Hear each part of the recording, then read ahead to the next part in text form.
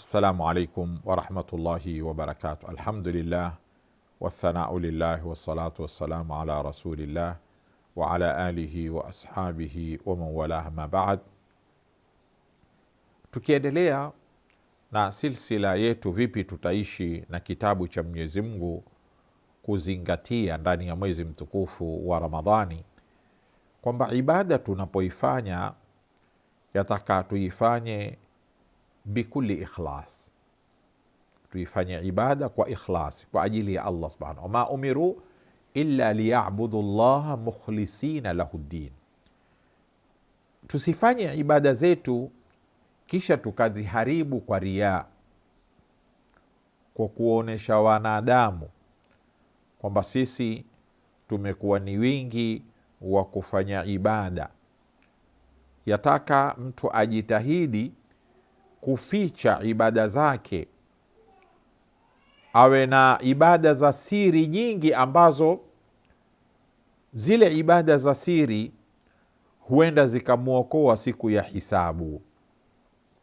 Kwa hivyo yataka mwanadamu ajikumbushe ikhlasi kila mara, na ikhlasi si jambo rahisi, kwamba mwanadamu kufanya amali kwa ajili ya Mwenyezi Mungu subhanahu wa ta'ala, kutokusudia ria wala sum'a, ni jambo ikhlas.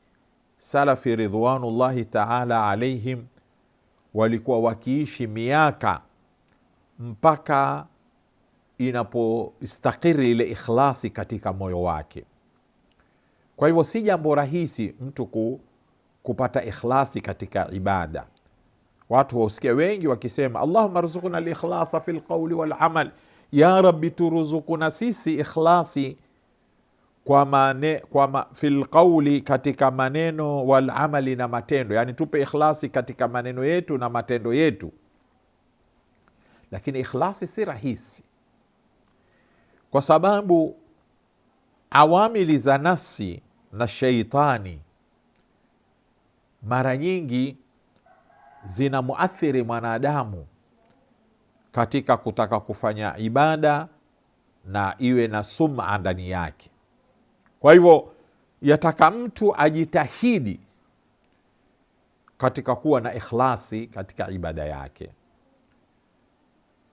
na utaona hii ni amri waliotangulia wote manabii. Wama umiru illa liyabudu llah mukhlisina lahu ddin, wote waliamrishwa amri hii, wamwabudu Mwenyezi Mungu mukhlisina lahu ddin, kumfanyia Mungu ile dini, nia yako iwe ni kwa ajili ya Allah subhanahu. Mara nyingi mwanadamu hufanya amali akawa mtu mwingine hata haijui, lakini yeye akaenda akaibatilisha ile amali yake kwa kwenda kuitangaza.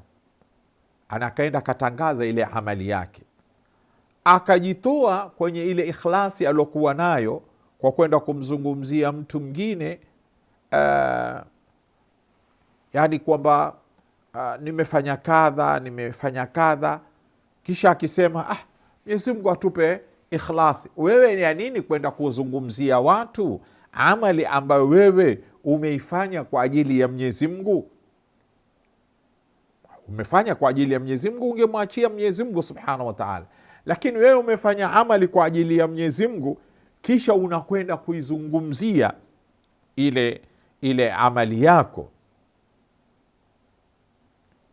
unakwenda kuwazungumzia waja. Natija gani ambayo wewe